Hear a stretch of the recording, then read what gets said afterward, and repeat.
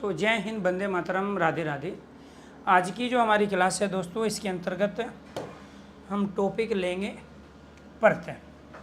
और प्रत्यय के बारे में यहाँ प्रत्यय के जो भेद हैं वो हम पढ़ेंगे। प्रत्यय के भेद, और प्रत्यय के भेद होते हैं हमारे तीन। मूल रूप से दो भेदों का हम प्रयोग करते हैं। एक प्रत्यय का प्रयोग करते हैं हम कर्त प्रत्यय के रूप में, दूसरा जो प्रत्यय है वो तदित प्रत्यय होता है, और तीसरा जो प्रत्यय होता है वो होता है हमारा स्त्री प्रत्यय। कर्त प्रत्यय का प्रयोग जो होता है वो हम धातुओं के साथ करते हैं। किसके साथ प्रयोग करेंगे? धातु को कहते हैं क्रिया। धातु क्रिया के अंत में जो लगाए जाते हैं वो क्या कहलाते हैं? कर्त प्रत्यय। तदित प्रत्यय का प्रयोग हम संज्ञा, सर्वनाम और विशेषण शब्दों के साथ करते हैं। संज्ञा, सर्वनाम, विशेषण। स्त्री प्रत्ययों का प्रयोग आप पुल्लिंग शब्द से स्त्रीलिंग शब्द बनाने के लिए, पुल्लिंग शब्द से स्त्रीलिंग शब्द बनाने के लिए स्त्री प्रत्यय का प्रयोग किया जाता है। संज्ञा, सर्वनाम, विशेषण के अंत में आप क्या प्रयोग करोगे? तदित प्रत्यय। दूसरी चीज़ आपको ये भी ध्यान रखना है, इससे बने जो शब्द होते हैं वो क्या कहलाते हैं? कर्दंत शब्द। कर्त प्रत्यय से बने शब्द धातु क्रिया के अंत में लगते हैं। धातु क्रिया के अंत में लगते हैं। संज्ञा, सर्वनाम, विशेषण के अंत में लगते हैं। पुल्लिंग से स्त्रीलिंग शब्द बनाने के लिए प्रयोग किए जाते हैं। प्रयोग किए जाते हैं। ये तो हो गई जी हमारी पहली कंडीशन। दूसरी कंडीशन क्या है जी? इससे बने शब्द कर्त प्रत्यय से बने शब्द क्या क्या लाएंगे? कर्दंत कहलाते हैं। दूसरा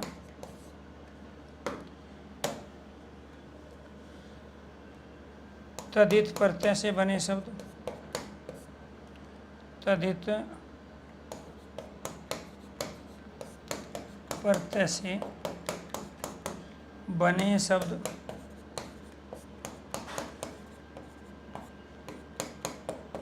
तदिदांत कहलाते हैं।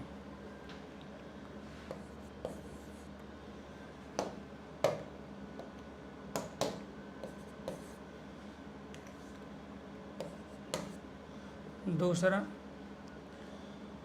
स्त्री प्रत्यय से बने शब्द, स्त्री प्रत्यय से बने शब्द स्त्रीरांत कहलाते हैं। स्त्रीरांत का मतलब क्या हुआ? स्त्री प्रत्यय है अंत में जिनके। तदिदांत का अर्थ क्या हुआ? तदित प्रत्यय है अंत में जिसके। कर्दंत का अर्थ क्या हुआ? कर्त प्रत्यय है अंत में जिसके, उनको क्या कहते हैं? कर्दंत कहते हैं। तो ये जो पहली कंडीशन है ये तो इनकी डेफिनेशन हो गई जी। ठीक है कि धातु क्रिया के अंत में जो लगते हैं कर्त प्रत्यय, संज्ञा, सर्वनाम, विशेषण में लगेंगे तदित हैं। पुल्लिंग से स्त्रीलिंग बनाएंगे तो वो क्या कहलाएंगे? आपके स्त्री प्रत्यय कहलाएंगे। मूल भेद दो ही होते हैं, एक होता है कर्त प्रत्यय, दूसरा होता है तदित प्रत्यय, लेकिन प्रयोग हम 3 का करते हैं। अब आपसे पूछ रहा है कि प्रत्यय के भेद बताओ, ऑप्शन में 3 है नहीं, तो राइट आंसर 2 है, कर्त प्रत्यय और तदित प्रत्यय। ऑप्शन में 2 और 3 दोनों है, तो राइट आंसर क्या होगा? 3 होगा, क्योंकि हम इसका भी प्रयोग कर रहे हैं। अगर लैंग्वेज आ जाती है कि बताइए प्रत्यय के मूल भेद कितने हैं, तो प्रत्यय के मूल भेद 2 है। प्रत्यय के कुल भेद कितने हैं? प्रत्यय के कुल भेद 3। तो फिर यहाँ से आपका क्वेश्चंस बनेगा ये वाले, ठीक है जी। क्वेश्चंस बना आपका प्रत्यय के मूल भेद, प्रत्यय के मूल भेद 2, दूसरा प्रत्यय के कुल भेद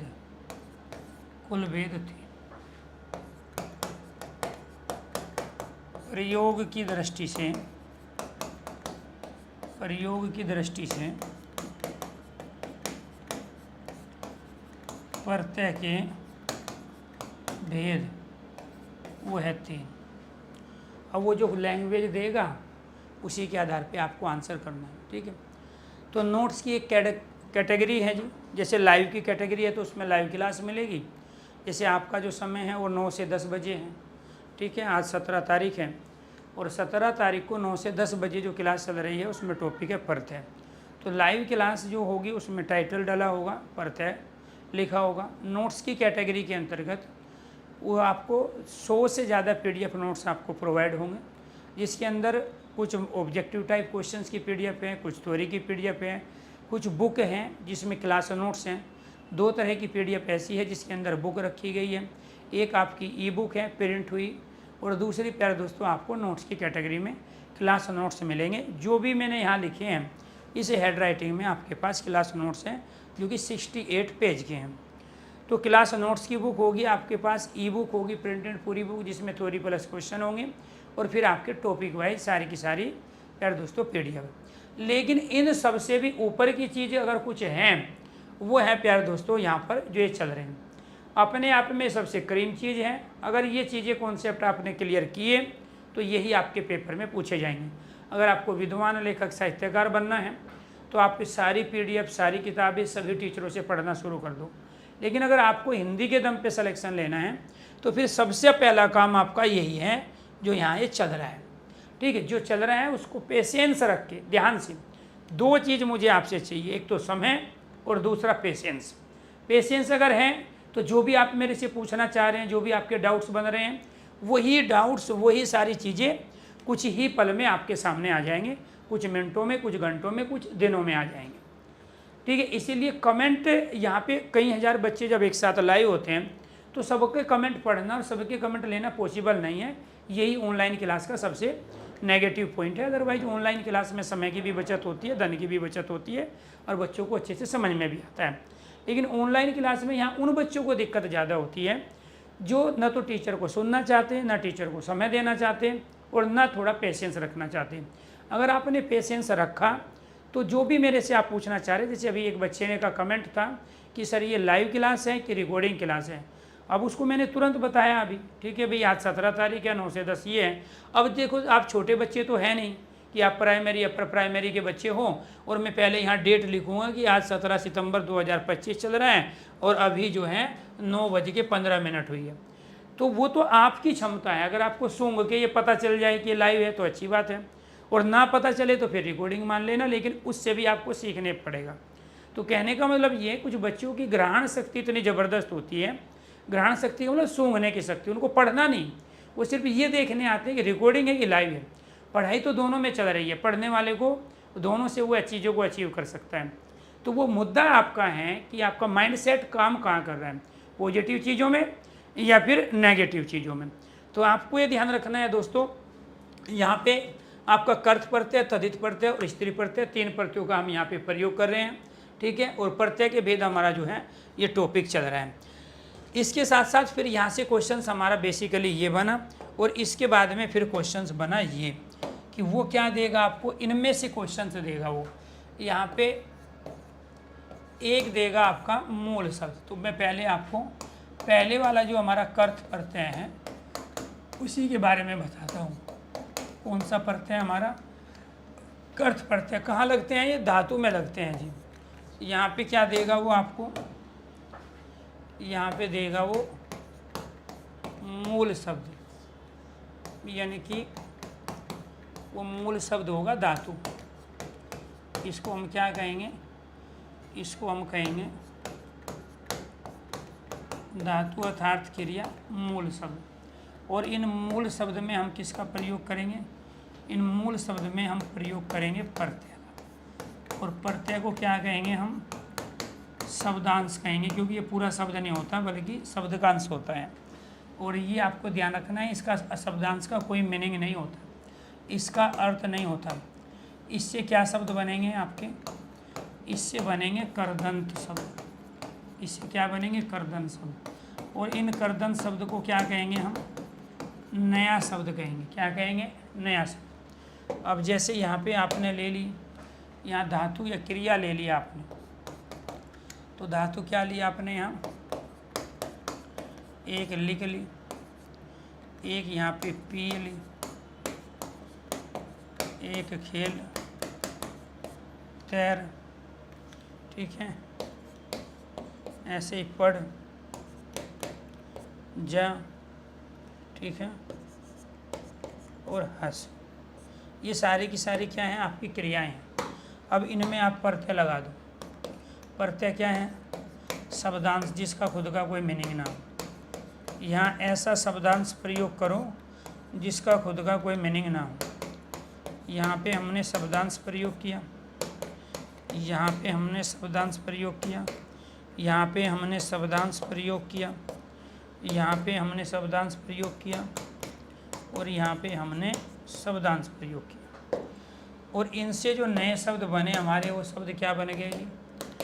वो सारे के सारे आपके करदंत शब्द थे। वो क्या थे? करदंत शब्द। इससे बन गया आपका लिखावट, इससे बन गया आपका पियक्कड़, और इससे बन गया आपका खिलाड़ी। यहाँ पे बन गया आपका तैराक, इससे बन गया आपका यहाँ पे पढ़ाई, और यहाँ बन गया आपका जाना, और यहाँ बन गया आपका हंसकर। अगर प्रत्यय ना होते तो आज हमारे पास ये शब्द ना होते, ठीक है। प्रत्यय ऐसे शब्दांश जिनका खुद का कोई मीनिंग नहीं होता, लेकिन जिस शब्द के अंत में वो लगते हैं उनका अर्थ बदल देते हैं, उन्हें हम प्रत्यय कहते हैं। ये लिख, पी, खेल, तैर, पढ़, जा, हंस, ये सब क्या हैं? आपके मूल शब्द हैं जो यहाँ धातु अर्थात क्रिया के रूप में आए हैं। हिंदी में हम इनको क्रिया कहते हैं, संस्कृत में हम धातु कहते हैं, और इंग्लिश में वर्ब कहते हैं। तो वर्ब, धातु, क्रिया में जो प्रत्यय प्रयोग किए जाते हैं उनको हम कर्त प्रत्यय कहते हैं। प्रत्यय हमेशा शब्दांश होंगे, शब्द के अंत में लगेंगे। इनसे जो शब्द बनेंगे उनको हम करदंत शब्द कहेंगे। तो प्रत्यय लगाकर हम पुराने शब्दों से नए शब्दों का निर्माण कर लेते हैं, ठीक है जी। दूसरा जो है हमारा वो क्या है? दूसरा है प्यारे दोस्तों हमारा तदित प्रत्यय है। दूसरा क्या है? तदित प्रत्यय। तदित प्रत्यय कहाँ होगा जी? यहाँ पे हम मूल शब्द लेंगे, छोटे से छोटा शब्द, यहाँ हम क्या लगाएंगे? प्रत्यय लगाएंगे। प्रत्यय क्या होते हैं? प्रत्यय शब्दांश होते हैं, और इनसे क्या बनेगा? इनसे बनेगा तदिदांत शब्द। तदिदांत मतलब तदित प्रत्यय हैं अंत में जिसके। तदिदांत शब्द को हम क्या बोलेंगे? नया शब्द। तो यानी कि पुराने शब्दों में प्रत्यय लगा के हम क्या करते हैं? नए शब्दों का निर्माण करते हैं। अब मूल शब्द हमने यहाँ पे ले लिया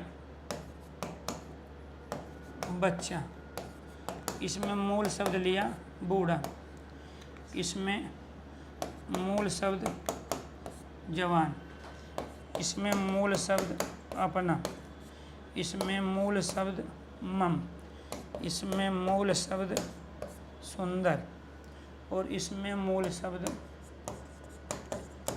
मधुर। तो ये जो शब्द हैं आपके, यहाँ से लेकर यहाँ तक ये आपके संज्ञा शब्द है, ये यहाँ से लेके यहाँ तक ये आपके सर्वनाम हैं, और ये यहाँ से लेके यहाँ तक ये आपके विशेषण हैं।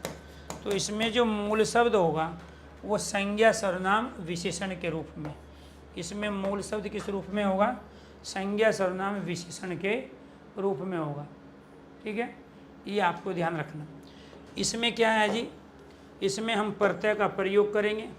एक ऐसा शब्दांश जिसका खुद का कोई मीनिंग ना हो, एक ऐसा शब्दांश जिसका कोई अर्थ ना हो, एक ऐसा शब्दांश जिसका खुद का मीनिंग ना हो, उसको हम क्या कहते हैं? उसको हम प्रत्यय कहते हैं। उसको क्या कहते हैं? प्रत्यय कहते हैं। इनसे जो नए शब्द बनेंगे वो नए शब्द क्या क्या होंगे जी? अगर ये प्रत्यय नहीं होते तो आज हमारे पास ये बचपन शब्द नहीं होता।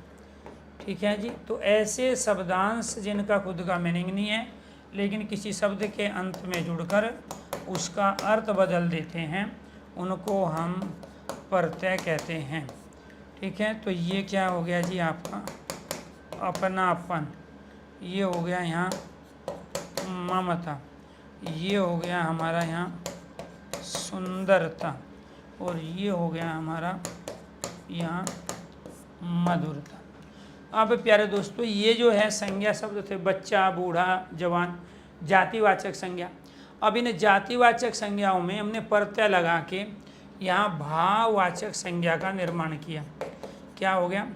भाववाचक संज्ञा, भाववाचक संज्ञा। तो जातिवाचक संज्ञाओं में प्रत्यय लगा के हम क्या बना लेते हैं? हम भाववाचक संज्ञा बना लेते हैं। यहाँ पे अपना, मम, सर्वनाम है, उनमें प्रत्यय लगाया तो इससे भी क्या बन गया? भाववाचक संज्ञा। भाववाचक संज्ञा उसको कहते हैं जिसे हम केवल महसूस कर सकते हैं, स्पर्श नहीं कर सकते। ये विशेषण है, प्रत्यय लगाया, इससे क्या बन गया? इससे भी बन गया भाववाचक संज्ञा।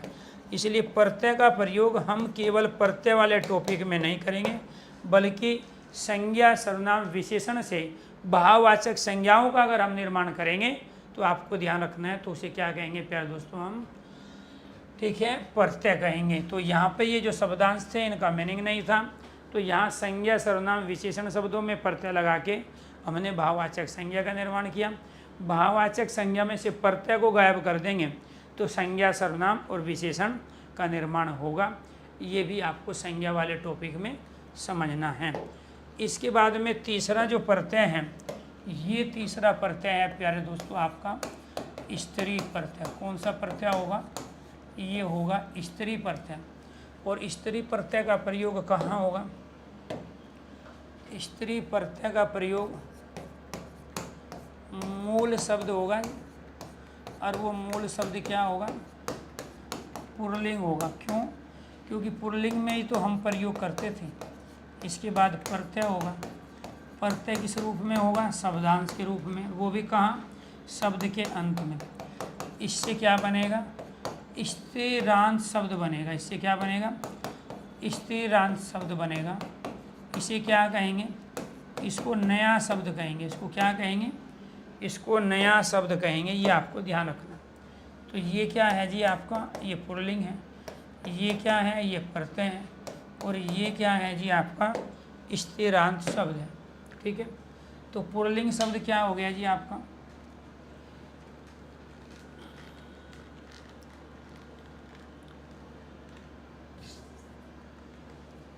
पुल्लिंग शब्द हो गया हमारा नर। इसमें ई लगाया, नया शब्द क्या बन गया? नारी। पुल्लिंग शब्द क्या हो गया यहाँ पे? गौर। इसमें ई लगाया, इससे बन गया गौरी। पुल्लिंग शब्द क्या है जी हमारा यहाँ? बेटा।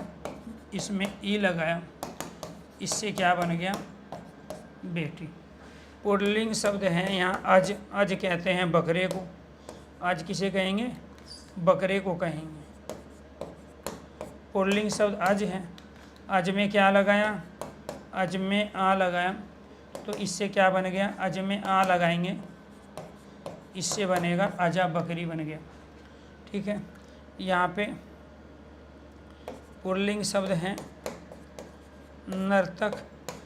इसमें ई लगाया तो इससे क्या बन गया, नर्तकी। ठीक है जी। पुल्लिंग शब्द है लड़का, इसमें ई लगाया तो इससे क्या बन गया आपका, लड़की। तो पुल्लिंग शब्दों में शब्दांश लगा के हम क्या बना रहे हैं, स्त्रीलिंग शब्द बना रहे हैं। तो ये क्या कहलाए, आपके नए शब्द कहलाए। और ये कौन से प्रत्यय हैं आपके, स्त्री प्रत्यय। ये सब पुल्लिंग थे। नर, गोर, गोरा, बेटा, अज, बकरा, नर्तक, नाचने वाला, लड़का। तो ये सब क्या बन गए, नारी, गोरी, बेटी, अजा, नर्तकी। ठीक है। तो ये सारे के सारे क्या कहलाए, आपके स्त्री प्रत्यय। अब आपसे क्या पूछेगा, अब आपसे कुछ शब्द दे देगा आपको, और कुछ शब्द दे के आपसे पूछेगा कि इसमें प्रत्यय बताइए कौन सा है। जैसे मूल शब्द और प्रत्यय आपसे पूछेगा, सुनारी शब्द दे दिया आपसे, इसके बाद सौंदर्यता दे दिया, इसके बाद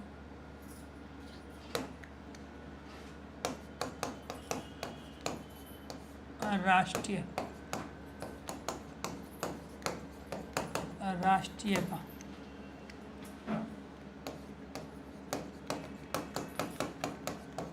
उपयोगिता,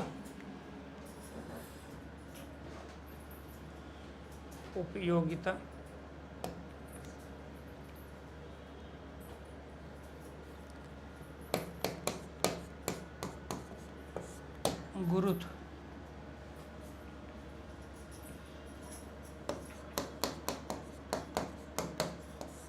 पागलपन,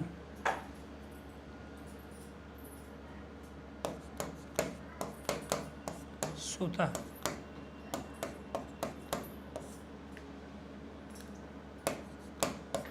धनिया,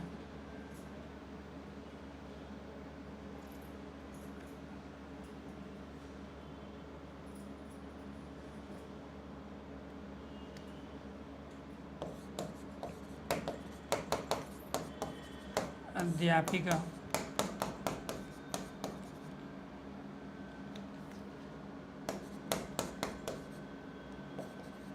लेखक।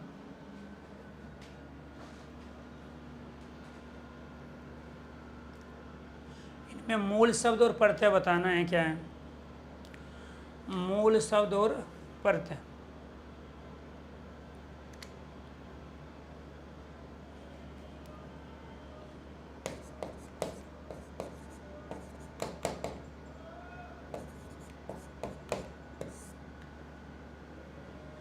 सुव्यवस्थित,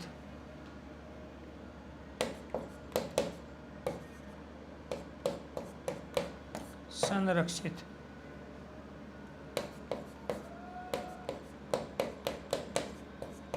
सुसंगठित,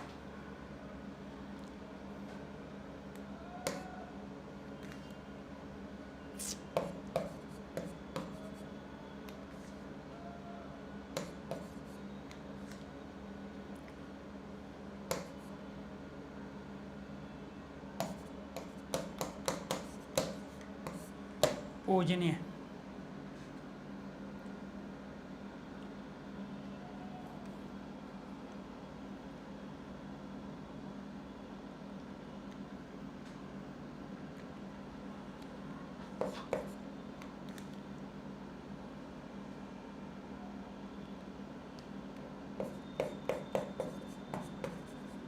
नाविक,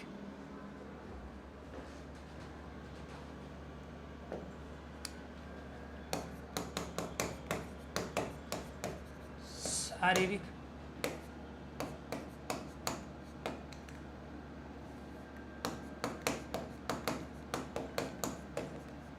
रासायनिक,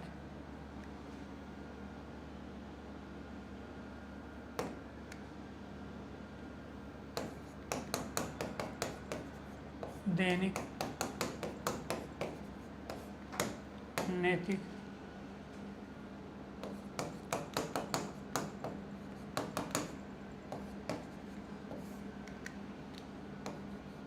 औपचारिक। चलो जी, इन शब्दों का करके देखो। यहाँ पे मूल शब्द को निकाल लो आगे से। मूल शब्द सुनार है जिसका अर्थ होना चाहिए, ये इन हो गया। यहाँ मूल शब्द सौंदर्य है, ये ता हो गया। यहाँ मूल शब्द राष्ट्र हैं, ये हो गया। यहाँ मूल शब्द राष्ट्र हैं, इसमें ये और ता हो गया। यहाँ ये उपसर्ग है, इसमें योग है और इसमें क्या है, इता प्रत्यय है। इसमें मूल शब्द क्या है, गुरु त्व प्रत्यय। इसमें मूल शब्द पागल पन प्रत्यय। इसमें मूल शब्द सुत आ प्रत्यय। इसमें मूल शब्द तन तनीय। इसमें मूल शब्द तनीय आ प्रत्यय। इसमें मूल शब्द अध्यापक ई का प्रत्यय। इसमें मूल शब्द लेख अख प्रत्यय। इसमें सो उपसर्ग, ये आपको ध्यान रखना है। फिर वी उपसर्ग वी, और फिर यहाँ क्या है, अव्यवस्थित। और अव्यवस्थित में भी क्या है, इत प्रत्यय का प्रयोग है, ये वाला इत। इसमें क्या है, सम, यहाँ पे रक्ष, और इसमें इत है। इसमें क्या है, सु सम गट और इत प्रत्यय। इसमें क्या है, पुज संस्कृत की क्रिया, प्रत्यय भी संस्कृत का। और इसमें क्या है, यहाँ पे नाव और एक प्रत्यय। तो ये आपको ध्यान रखना है जी। तो यहाँ पर क्या है, जरूरी नहीं है किसी शब्द में एक ही प्रत्यय हो, दो प्रत्यय भी हो सकते हैं। जरूरी नहीं किसी शब्द में एक ही उपसर्ग हो, दो उपसर्ग हो सकते हैं। यहाँ पे सो वी और अवस्थित, ई और ए मिल गई तो यहाँ यह बना, ई और ए यह, और ये वी, इसमें से आपने ये ले लिया तो आधा वह बच गया। यहाँ पे इसमें भी दो उपसर्ग हैं, एक प्रत्यय। इसमें भी दो उपसर्ग हैं, एक प्रत्यय। तो ये ध्यान रखना है आपको। ये पुल्लिंग शब्द था, स्त्री प्रत्यय लगाया, स्त्रीलिंग शब्द बना लिया। पुल्लिंग शब्द था तनिया, मतलब बेटा, आ लगा लिया, तनिया बेटी बन गया। सुत बेटे को कहते हैं, आ लगा लिया, सुता बेटी बन गया। ठीक है। इसमें पन लगा के पागलपन, गुरुत्व लघुत्व ऐसे ही बनता है। तो ये गुरुत्व, ये त्व प्रत्यय का प्रयोग हुआ है। तो कुल मिला के तीन तरीके आपके पास हैं। तीन तरीके ये हैं कि या तो आप आगे से मूल शब्द निकाल लो, बाद में जो शब्दांश बच जाए वो पढ़ते हैं। दूसरा ये था कि आप शब्द को इस तरह से तोड़ो, अलग करो, ताकि उसको सही रूप में हम उच्चारण कर पाए, जो मूल शब्द को उच्चारण कर पा रहे। जैसे सुनारिन, तो सुनारिन में दो साउंड आई है, एक सुनार की और एक इन की, इसी से वो शब्द बना है सुनारिन। या तीसरा तरीका लास्ट वो है कि प्रत्यय शब्दांश होते हैं, इनका खुद का कोई मीनिंग नहीं होता है, इसीलिए ऐसा शब्दांश लास्ट में बचाओ जिसका खुद का कोई मीनिंग ना हो। यहाँ ईता का, अक का, ईका का, इक का, इत का कोई मीनिंग नहीं। तो ये क्या थे जी आपके, ये प्रत्यय थे। इनमें कुछ ऐसे शब्द थे जिनमें केवल एक प्रत्यय, कुछ ऐसे शब्द थे जिनमें दो प्रत्यय, इसमें कुछ ऐसे शब्द थे जिसमें दो उपसर्ग एक प्रत्यय हैं, ऐसे शब्द थे जिसमें एक उपसर्ग एक प्रत्यय है। इसी तरीके से वो लिखा जाता है। पूज संस्कृत की क्रिया है, अन्य प्रत्यय है। इसी ये आधे जय के साथ ए जाएगा तो ये पूरा जय बनेगा। रे जो है इसका लोप हो जाएगा क्योंकि इसके नीचे हलंत लगा है, तो बच गया आपका अन्य। तो पूज में अन्य लग के शब्द बना है पूजनीय। और पूजनीय अपने आप में शुद्ध वर्तनी आपकी ये है। जो ये पूजनीय आप लिखते हो ये गलत वर्तनी है, अशुद्ध वर्तनी है। ये क्या है आपकी, अशुद्ध अर्थात गलत वर्तनी। क्योंकि मूल शब्द क्या है आपका, पूज संस्कृत की क्रिया है, अन्य उसमें प्रत्यय लग गया। जब क्रिया संस्कृत की है तो प्रत्यय भी संस्कृत का लगेगा। जब यहाँ पे सुनार तद्भव शब्द है हिंदी का, तो स्वर्णकार कहते हैं, तो प्रत्यय भी हिंदी का लगेगा। अगर शब्द संस्कृत का है तो प्रत्यय भी संस्कृत का, शब्द हिंदी का है तो प्रत्यय भी हिंदी का लगता है। ये नियम है, ठीक है, ये आपको ध्यान रखना है। क्लियर?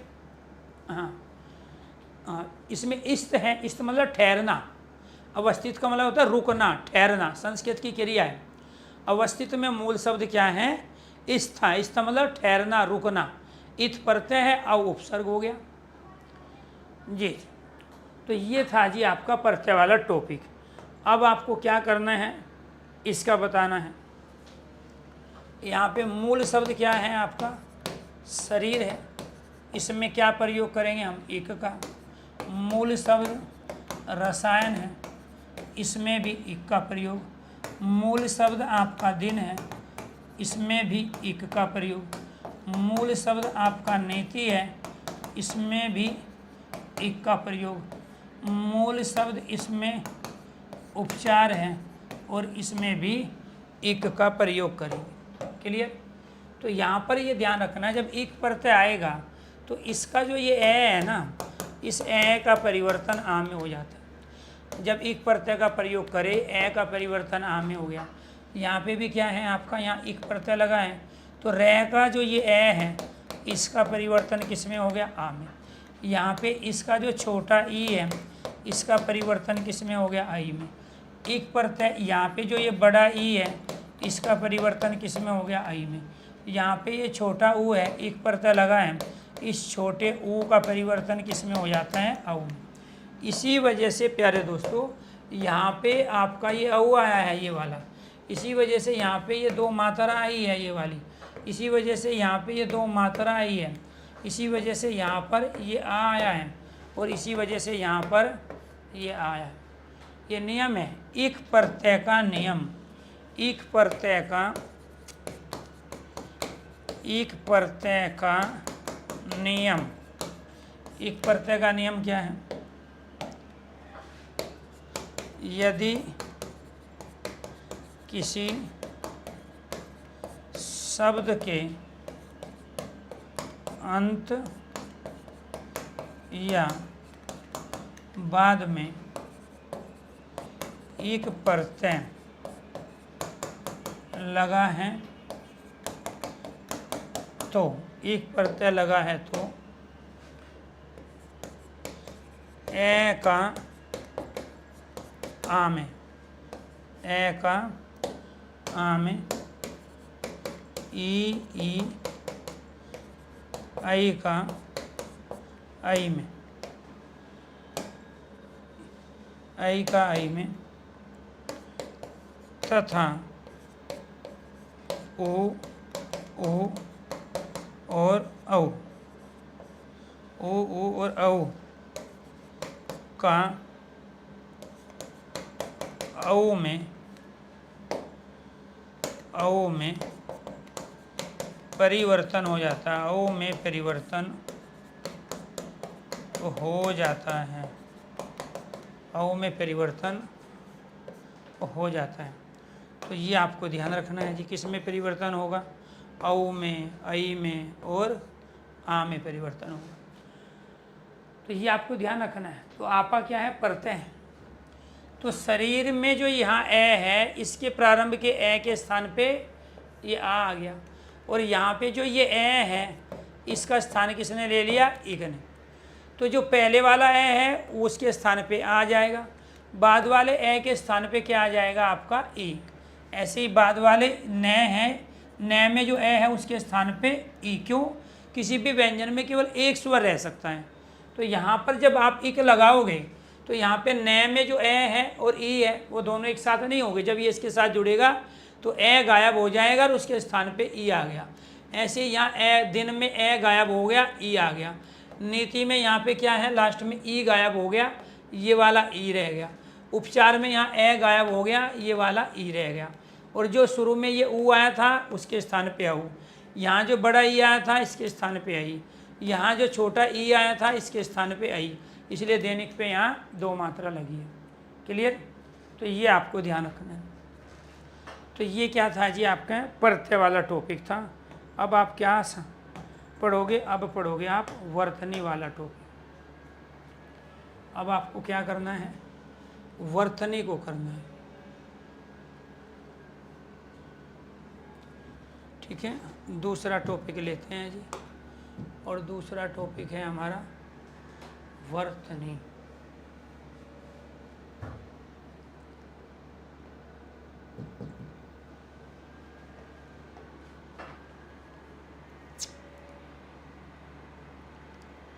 वर्तनी क्या है? शुद्ध और अशुद्ध शब्द है। वर्तनी क्या है? शुद्ध और अशुद्ध शब्द। अगर प्रत्यय वाला टॉपिक कॉन्सेप्ट समझ में आ गया हो तो एक बार सारे स्टूडेंट ओके कीजिए, यस कीजिए। प्रत्यय वाला टॉपिक अगर क्लियर हो गया हो तो एक बार सारे स्टूडेंट ओके कीजिए, यस कीजिए।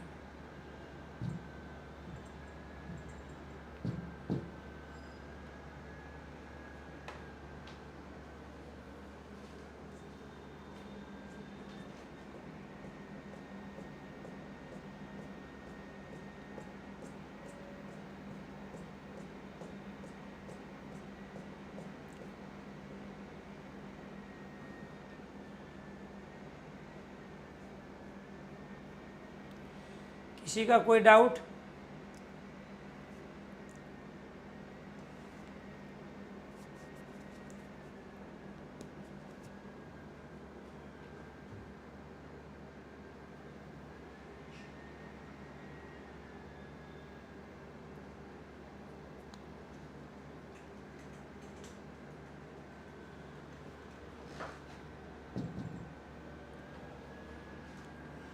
जी, बुढ़ापा में प्रत्यय आपा की जगह पा नहीं आ सकता। पा कोई प्रत्यय होता ही नहीं है। पा तो शब्द है ना, पा मतलब पाना होता है संस्कृत में, उसका मीनिंग हो जाएगा, और प्रत्यय का कोई मीनिंग नहीं आता। हाँ, एक कमेंट को केवल एक बार ही करना है।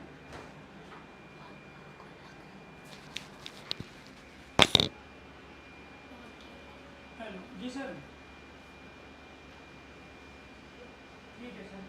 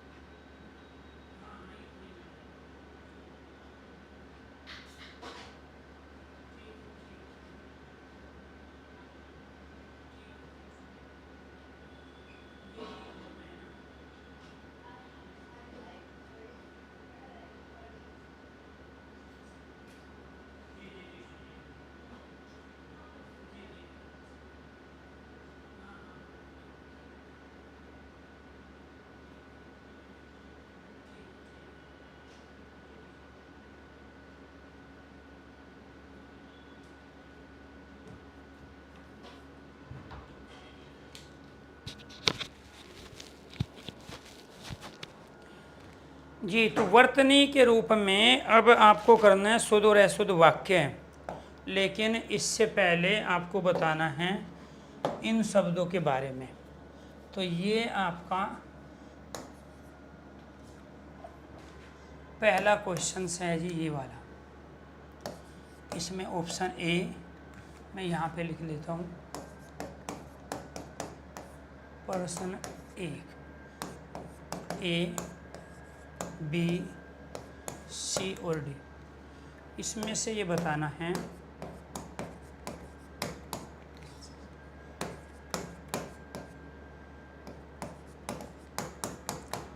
दुरुपयोग,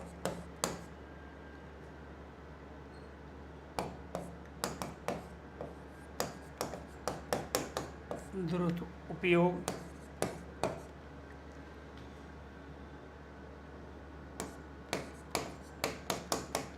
दुरुपयोग,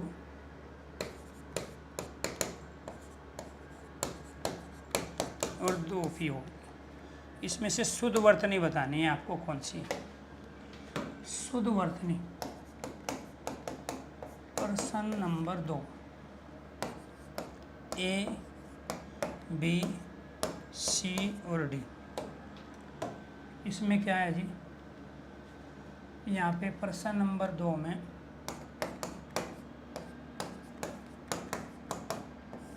गुरु उपदेश गुरु उपदेश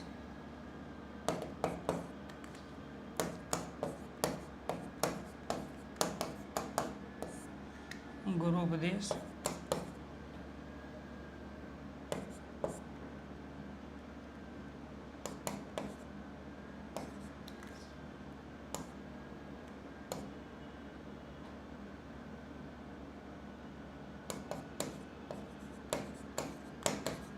गुरु उपदेश, इसमें से शुद्ध वर्तनी बतानी है।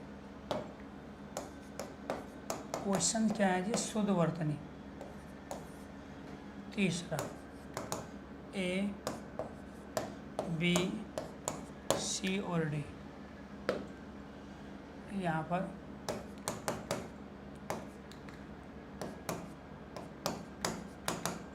सुसुरसा सुसुरसा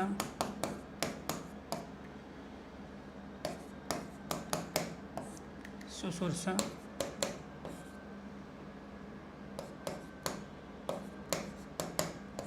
सुसुरसा।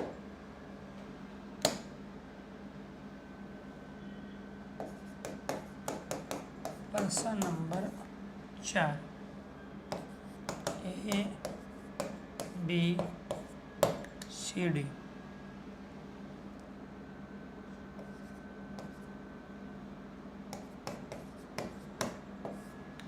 उज्ज्वल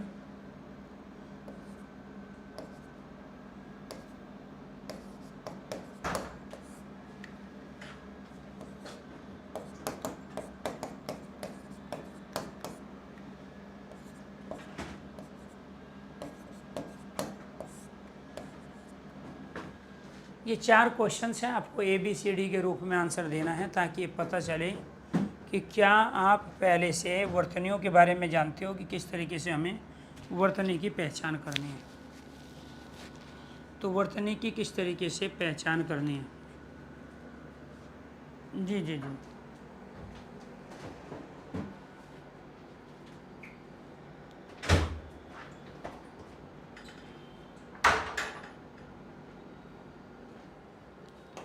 चलो।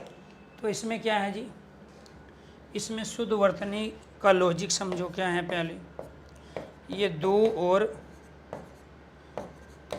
उपयोग है। 2 मतलब बुरा, उपयोग का मतलब जो बुरा प्रयोग है।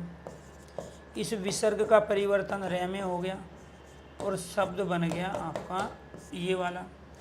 फिर यहाँ पर ये आधा रे और ये वाला ऊ मिलके शब्द बन गया दुरुपयोग। पहले कंडीशन ये थी, दूसरी कंडीशन ये थी, तीसरी कंडीशन में जाके शब्द बना। ठीक है, इसका मतलब ये हुआ कि इनमें से जो शुद्ध वर्तनी है वो सी वाले ऑप्शंस की है, बाकी सारे गलत हैं। तो इसमें क्या है, सी ऑप्शन सही है। यहाँ पे क्या है, यहाँ पे ये आपका गुरु है और ये क्या है आपका उपदेश। उपदेश और गुरु दोनों में आते हैं छोटे ऊ। इधर भी छोटा ऊ आएगा, इधर भी छोटा ऊ आएगा और ये क्या बनेगा आपका बड़ा ऊ बनेगा। ठीक है, ये क्या बन गया आपका बड़ा ऊ। इसका मतलब ये हुआ कि इसमें बी वाला ऑप्शन राइट है, बाकी सारे गलत हैं। बी वाले ऑप्शन में क्या है जी, बी वाले ऑप्शन में यहाँ पे ये बड़ा ऊ है। यहाँ पे ये क्या है जी, इसमें ये छोटा ऊ है, इसमें बड़ा नहीं। इसमें गलती इसकी है, ये वर्तनी नहीं है, संधि विच्छेद है। ठीक है, ये भी संधि विच्छेद है, ये वर्तनी नहीं है, क्योंकि आप शब्दों को आपस में जोड़ के लिखोगे। तो इसमें सी, इसमें बी सही है।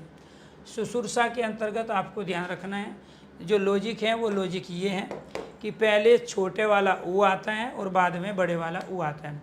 और यहाँ पर क्या है आपका ये संयुक्त व्यंजन है, इसमें भी ऑप्शन आपका बी सही है। उज्ज्वल के अंतर्गत आपको ध्यान रखना है, इसमें से कोई भी सही नहीं है, ना ये सही है, इसमें गलती इसकी वजह से है, ये गलत इसकी वजह से है, ये संधि विच्छेद है और ये गलत यहाँ इसकी वजह से है। इसमें से कोई भी सही नहीं है। सही जो वर्तनी है वो है आपकी ये वाली, जो बनता है यहाँ पर इस रूप में, ये उज और जवल है और ये क्या है यहाँ उत और जवल के रूप में है। ये आपको ध्यान रखना है कि यहाँ पे तय के बाद में जय आ गया, पहली कंडीशन, दूसरी कंडीशन, और ये क्या है यहाँ तीसरी। तो प्रत्येक वर्ग का आपको ध्यान रखना, तय के बाद में यदि जय आएगा, यहाँ ये आधा तय है, तय के बाद जय आएगा, तो इस तय का परिवर्तन किस में होगा, जय में होगा। ये आपको ध्यान रखना है। क्लियर? ये आपको यहाँ ध्यान रखना है। ठीक है जी। तय के बाद जय आएगा, तो ये क्या है आपकी वर्तनी। तो इन चीज़ों का ध्यान रखना है। रोज़मर्रा की ज़िंदगी में सारे शब्द आपके सामने आते हैं। अब आ जाओ कि वर्तनी में किन किन चीज़ों का ध्यान आपको रखना है। ये इस तरीके से हैं यहाँ पे, जैसे पुरस्कार शब्द है, ठीक है, आपको ऑब्जेक्टिव टाइप मिलेगा क्वेश्चन। अशुद्ध वर्तनी बताना क्या है, पुरस्कार सही है, तिरस्कार सही है, परिष्कार सही है, लेकिन जो गलत है वो क्या है यहाँ पर, वो आपका बी ऑप्शन से, वो क्या है आपका बी ऑप्शन। हेलो जी सर।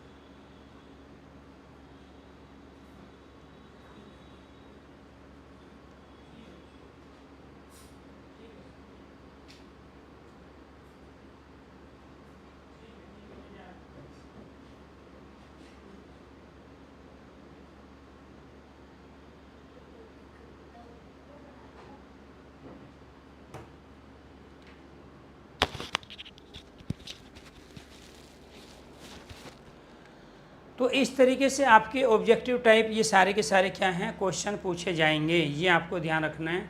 लेकिन हम पहले करेंगे एक अलग तरीके से, ताकि इस पूरे कॉन्सेप्ट को हम ढंग से समझ पाए। तो वर्तनी में आपको मात्राओं का ध्यान रखना है, वर्तनी में आपको संधि विच्छेद का ध्यान रखना है, वर्तनी में आपको वर्णों का ध्यान रखना है। और यहाँ पे किस तरीके से, जैसे यहाँ पे अशुद्ध वर्तनी दे दी हो, तो उसमें अशुद्धि क्या है वो आपको समझनी पड़ेगी। ठीक है जी। तो ये क्या कहलाया जी, सिलेबस क्या है, सिलेबस है हिंदी एवं अन्य भारतीय भाषाएं। ठीक है। इसके बाद हिंदी व्याकरण के सारे टॉपिक हैं, हिंदी शब्दावली हैं, हिंदी शब्दावली के अंदर विलोम शब्द, पर्यायवाची, एकार्थी, अनेकार्थी, श्रुति, संभिन्नार्थक हैं। एक बच्चा परेशान है, मैं बता देता हूँ जी एक बार थोड़ा सा, इसके बाद इस पे आ जाएंगे। ये लो जी, ये आपका सिलेबस है। क्या है जी इसमें सिलेबस आपका, हिंदी एवं अन्य भारतीय भाषाएं, हिंदी एवं अन्य भारतीय भाषाएं। यहाँ से क्वेश्चन होंगे भाषा, बोली, भाषा परिवार से संबंधित। इसके बाद हिंदी व्याकरण है, और हिंदी व्याकरण के सारे टॉपिक, कोई भी ऐसा नहीं है जिसको आप छोड़ सकते हो। इसके बाद यहाँ पर काव्य शास्त्र, काव्य शास्त्र में रस, छंद, अलंकार, ठीक है, शब्द शक्ति। इसके बाद हिंदी शब्दावली, हिंदी शब्दावली में पर्यायवाची, विलोम शब्द, एकार्थी, अनेकार्थी, श्रुति, संभिन्नार्थक शब्द, ठीक है, वाक्यांश के लिए एक शब्द, और वर्तनी आती है। इसके बाद क्या है, अपठित अवबोध, क्या है, अपठित अवबोध, ठीक है, यथार्थ अनुच्छेद, इसको क्या बोलेंगे, अनुच्छेद, अपठित अवबोध का अनुच्छेद। यहाँ पर क्या है जी, अपठित अर्थबोध हो गया। इसके बाद यहाँ पे हिंदी के पुरस्कार, पत्र और पत्रिका, पुरस्कार, पत्र, पत्रिका। और यहाँ क्या है, यहाँ है हिंदी विविध, हिंदी विविध। ये अब कुछ बच्चे कन्फ्यूज होंगे अर्थबोध क्या है। अर्थबोध हिंदी का अनुच्छेद है जिसको हम यहाँ गद्यांश भी कहते हैं। कुछ बच्चे कन्फ्यूज होंगे कि ये शब्दावली क्या है। तो शब्दावली है आपका विलोम शब्द, विलोम, पर्यायवाची, अनेकार्थी, अनेकार्थी, शब्द युग्म, शब्द युग्म, शब्द युग्म मतलब श्रुति सम भिन्नार्थक, वाक्यांश के लिए एक शब्द, वाक्यांश के लिए एक शब्द। तो यहाँ क्या है, वाक्यांश के लिए एक शब्द और वर्तनी, ये इसके अंदर क्या आएगा, इसके अंदर रस, छंद, अलंकार, शब्द शक्ति, शब्द शक्ति, काव्य के गुण, प्रसाद माधुर्य ओज, हिंदी व्याकरण सभी टोपे, हिंदी व्याकरण के सभी टोपे। तो कोई पुरस्कार दे के कवि पूछ लेगा, कवि दे के पुरस्कार, पत्रिका दे के कवि, संपादक का नाम, संपादक दे के आपसे पूछ लेगा पत्रिका। हिंदी विविध में भारतीय संविधान में हिंदी का रोल, हिंदी में प्रथम स्थान, हिंदी साहित्य सम्मेलन, हिंदी के प्रचार प्रचारणी संस्थाएं, हिंदी व्याकरण, सबसे ज़्यादा रोल इसका। ये अकेला क्या है जी, ये अकेला 60% में हिंदी व्याकरण, बाकी सब 40% में। ये आपका सिलेबस है, ठीक है। टॉपिक क्या करना है, टॉपिक करना है हमें यहाँ पर ये वाला, ये अशुद्ध वर्तनी है, ये क्या है आपकी शुद्ध है। तो कवितरी में और रचयिता में मात्रा जो आएगी वो यह पे आएगी। रचयिता में भी मात्रा जो होती है वो किस पे आती है, यह पे। कवितरी में भी मात्रा यह पे आएगी। विदुषी कहते हैं, विद्वान का स्त्रीलिंग विदुषी होता है। विद्वान पुल्लिंग शब्द है, विदुषी स्त्रीलिंग शब्द है। तो महिलाओं के लिए हमेशा विदुषी का ही प्रयोग होता है, विद्वान महिला के लिए। तो इसमें मूर्धन्य स का प्रयोग होता है, ये आपको ध्यान रखना है। और छोटे ई की मात्रा आती है, लॉजिक है। कलेश के अंदर यहाँ पर जो मूर्धन्य स का प्रयोग हुआ है ये अपने आप में गलत है। कलेश में यहाँ तालव्य स का प्रयोग होता है, जिसका हम उच्चारण तालु से करते हैं, जिसको तालव्य वर्ण कहते हैं। श्रृंगार के अंदर यहाँ कभी भी रह का प्रयोग नहीं होता। श्रृंगार में जो ये लगाया हुआ है ये अपने आप में गलत है। श्रृंगार में प्यारे दोस्तों आपको ध्यान रखना है, हम स के साथ में ये वाला जो स है इसके साथ में केवल री का प्रयोग करते हैं। और जब इस वाले री का प्रयोग होगा तो यहाँ रह का प्रयोग नहीं होता है, ठीक है। तो इसमें इस वाले रह का प्रयोग नहीं होगा। तो श्रृंगार में क्या है आपका ऊपर अनुस्वार रहेगा और यहाँ पे क्या रहेगा आपका, यहाँ पे री रहेगा, ठीक है जी। नेक्स्ट, इसके बाद यहाँ पे प्यारे दोस्तों इसमें देखिए यहाँ उज्ज्वल में दोनों जो है आधे होंगे, क्योंकि उत और जवल से मिलके बना है। मूल शब्द आपका यहाँ क्या है, मूल शब्द आपका जवल है और इसमें क्या लगा है आपका उत पर लगा है। ये क्या है, उत उपसर्ग लगा है, ये ध्यान रखना है। हिरण्यकश्यप शब्द है, हिरण्यकश्यप होता है, ये आपको ध्यान रखना है। तो हिरण्यकश्यप शब्द का प्रयोग करते हैं या फिर हम कश्यप शब्द का प्रयोग करते हैं। कवितरी में यह पे मात्रा आएगी। आनुषांगिक में ये आपको ध्यान रखना है, इसमें इक प्रत्यय आया है। जब इक प्रत्यय आया है तो यहाँ ए के स्थान पर हम आ का भी प्रयोग करेंगे, ठीक है। जब भी इक प्रत्यय आता है किसी शब्द के अंत में तो ए का क्या हो जाता है, आ हो जाता है। तो शब्द क्या बन जाएगा, अनुषांगिक नहीं बनेगा, क्या बनेगा, आनुषांगिक बनेगा। क्या बनेगा, आनुषांगिक। इसके बाद यहाँ पे परीक्षा, ये आप हमेशा पढ़ते आए हो। इसमें हम किसका प्रयोग करेंगे, परीक्षा के अंतर्गत यहाँ पे संयुक्त व्यंजन का प्रयोग करेंगे। मात्रा यहाँ पे बड़ी ई की आएगी।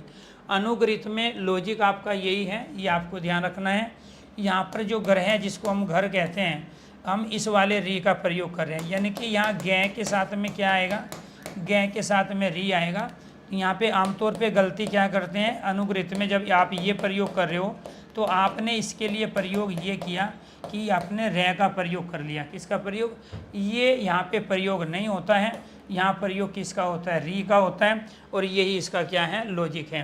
तो अनु आप उपसर्ग है, इत प्रत्यय है, ग्रह इसके अंदर मूल शब्द है, ठीक है। इसके बाद क्या है जी आपका यहाँ नर्क। तो नर्क क्या है जी, यहाँ पे ये वाला जो नर्क है ये तद्भव शब्द है, हिंदी का शब्द है। और जो हिंदी का जो शब्द होता है उसमें कभी भी यहाँ तैरने वाले रह का प्रयोग नहीं होता है। तो वो तैरने वाला रह तत्सम बन गया, वो अपने आप में गलत है।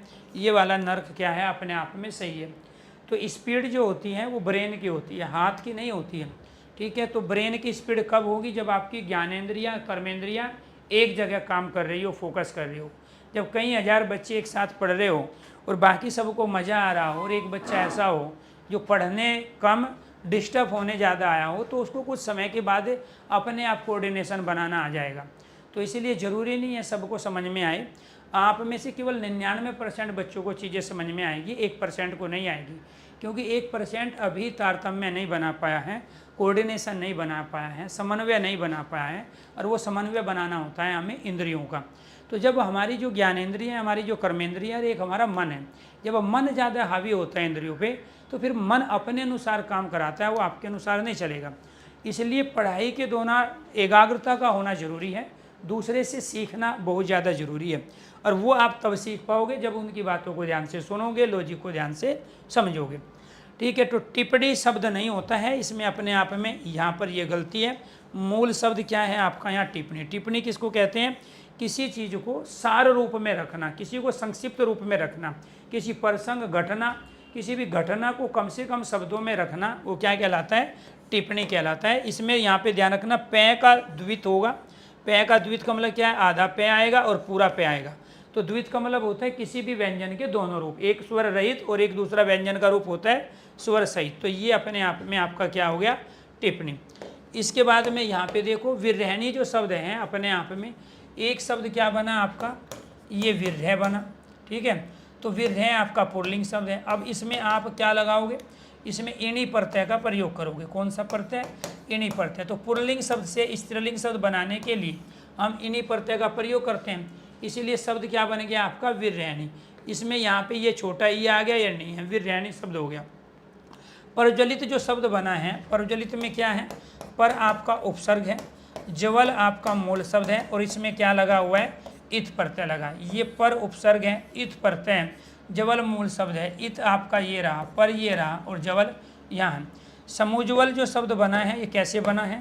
यहाँ पे सम उपसर्ग लगा हुआ है इसके अंदर और इसके बाद में यहाँ पर ये क्या है? मूल शब्द आपका उज्ज्वल है। तो जब यहाँ पर इधर से ये आधा मैं लिया, इधर से ऊ लिया, ये वाला, तो ये क्या बन जाएगा? ये बनेगा आपका मुँह। तो यहाँ पे हमने शब्द की संरचना को छोटा कर लिया संधि के माध्यम से। तो यहाँ पे ये जो मुँह आया है, क्यों आया? इधर का सम का यहाँ उपसर्ग का मैं और उज्ज्वल का यहाँ ऊ लेके क्या बन गया? आपका मुँह। तो ये शब्द बन गया आपका समुज्वल। समुज्वल मतलब अच्छी तरीके से उजला। ठीक है, इसके बाद पारलौकिक है, इसमें एक प्रत्यय का प्रयोग है और एक प्रत्यय का आज आपको नियम बताया गया कि जब आप एक प्रत्यय का प्रयोग करेंगे, इसमें एक तो है पर, दूसरा है इसमें लोक और इसके बाद में क्या लगा हुआ है? इसमें एक प्रत्यय लगा हुआ है।